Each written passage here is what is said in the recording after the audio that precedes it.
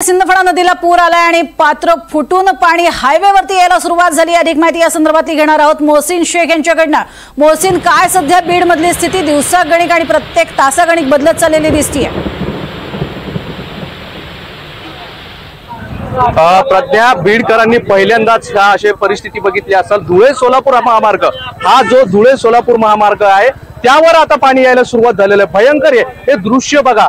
हे नदी सिंदफणा नदी जी आहे, जिचं सकाळपासून आपण कव्हरेज करतोय, तिनं आता पात्र बदललेलं आहे आणि सगळे हे जी नदीचे पात्र आहे ते फुटलेले आहे आणि आता पाणी जिकडे जाईल तिकडे पाणी घुसतोय। हे बघा, मी तुम्हाला हे थोडंसं चित्र दाखवण्यास बरोबर, हे मुख्य हायवे धुळे सोलापूर हायवे आणि या धुळे सोलापूर हायवेवर पाणी यायला सुरू झालेलं आहे। जर आणखी 5 मिनिटं 10 मिनिटं असं पाणी सुरू झालं तर एक साईड म्हणजे एका बाजूची वाहतूक पूर्णपणे आता बंद होणार आहे।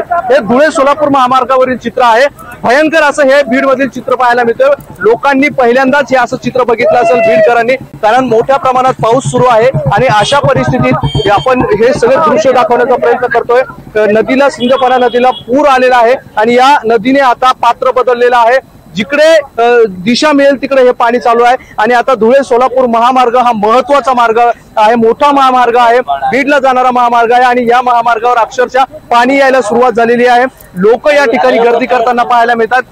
यापूर्वी कधी अशी परिस्थिती बघितली? यापूर्वी आम्ही अशी परिस्थिती कधी बघितलेली नाहीये आणि आमचे जे पूर्वज आहेत 100 वर्षाचे जे वयस्कर माणसं आहेत, त्यांचं हे म्हणणं आहे की अशी परिस्थिती आम्ही आजपर्यंत अशी बघितलेली नाहीये।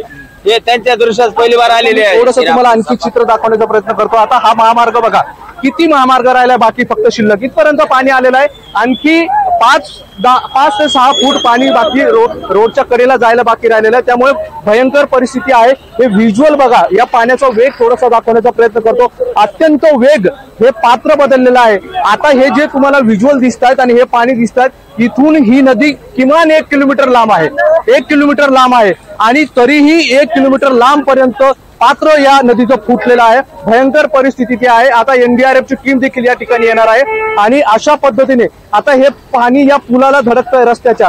काही वेळात या पुलावरून देखील पाणी वरती यायला सुरुवात होईल आणि त्यानंतर हे पाणी जे आहे तर रस्त्यावर आल्यानंतर वाहतूक आतापासूनच वाहतूक खोळंबली जाते, वाहतूक थांबते। त्यामुळे भयंकर अशी परिस्थिती आता धुळे सोलापूर महामार्गावर तयार झालेली आहे।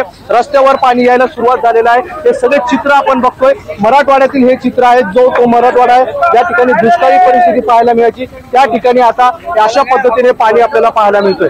सध्या अगदी सगळ्यात महत्वाचं, या संपूर्ण भागातले जे नागरिक आहेत त्यांचं रेस्क्यू हे सगळ्यात महत्वाचं असेल असं महाजनांनी यापूर्वी तुमच्याशी बोलताना सांगितलेलं होतं। किती लोकांचं रेस्क्यू झालेलं आहे, किती लोकांना तिथून स्थलांतरित करण्यात आलेलं आहे आणि किती तास येत्या काळामध्ये पुरेसे आहेत जेणेयोगे हे सगळं पाणी पूर्णपणे रस्त्यावरती भरू शकेल, याची काही प्रशासनानं दखल घेतलेली आहे का? नक्कीच गिरीश महाजन यांनी पाहणी केली आणि आता एनडीआरएफ टीम देखील या गावात येणार आहे। मात्र त्यापूर्वी गावात मोठ्या प्रमाणात पाणी शिरत असल्यामुळे आता ट्रॅक्टरच्या माध्यमातून 3 ते 4 ट्रॅक्टर लावण्यात आले आणि त्याच्या माध्यमातून या लोकांना बाहेर काढले जाते। आतापर्यंत 70 ते 80 लोकांना ट्रॅक्टरच्या माध्यमातून बाहेर काढण्यात आलेलं आहे। आता एनडीआरएफची टीम देखील पोहोचेल आणि त्यांच्या माध्यमातून या लोकांना बाहेर काढलं जाईल। मोठं गाव आहे, 1000च्या जवळपास लोकसंख्या आहे, पण तुम्हाला हे सगळे चित्र बघा, या गावातील हे सगळे अशा अगदी आणि दृश्य पण आपल्याला बघायला मिळत आहेत की कशा पद्धतीनं धुळे सोलापूर मार्गावरती साचलेलं हे पाणी आहे। बीड जिल्ह्यामधली ही परिस्थिती आपण बघतोय। सिंदफणा नदीला पूर आलेला आहे आणि त्याचा फटका जो आहे तो प्रचंड प्रमाणात नागरिकांना बसतो।